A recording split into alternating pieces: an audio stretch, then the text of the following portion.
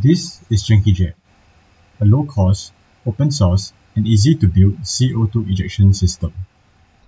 It was built to avoid using black powder, which is not available in my country.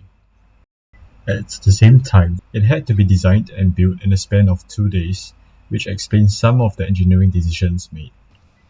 It works by using a servo to pull out a retaining pin, causing a spring-loaded plunger to puncture a CO2 cartridge. Here, we have the main components of the system. First, we have the servo mount, along with the spring holder, which also acts as the parachute guard. This surface over here prevents the parachute from interfering with the ejection mechanism and causing a failed parachute deploy. Before connecting the servo mount to the tube coupler, we first have to insert the spring.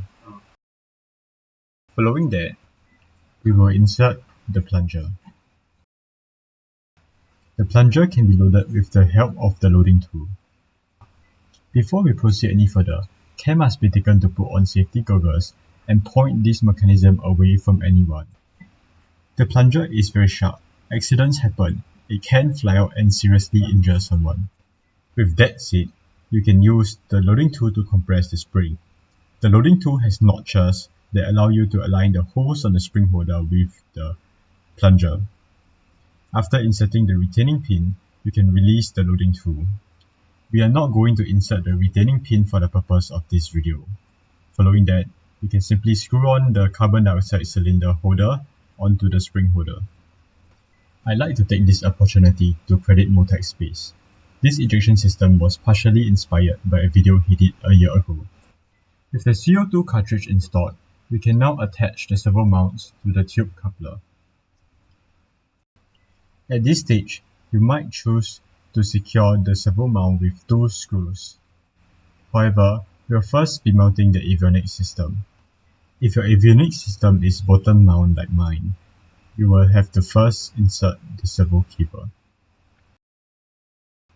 Then, you can slide your avionics mount right in place.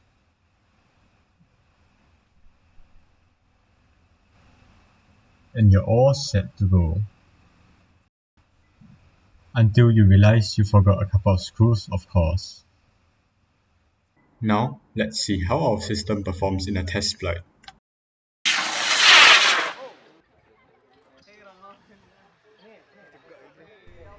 After spending many tireless nights debugging this system, it was a huge relief to see it work.